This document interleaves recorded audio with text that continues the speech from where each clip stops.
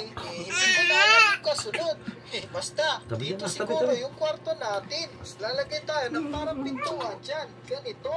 Tapos, maglalagay tayo sa Ayaw niya, huwag mo siyang guluhin.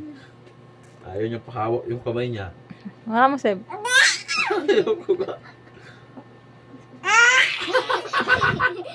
Nanay ka na.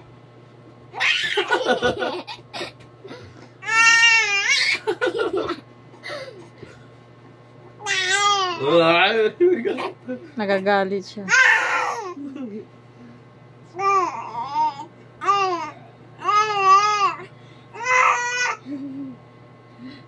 Bisitin mo na.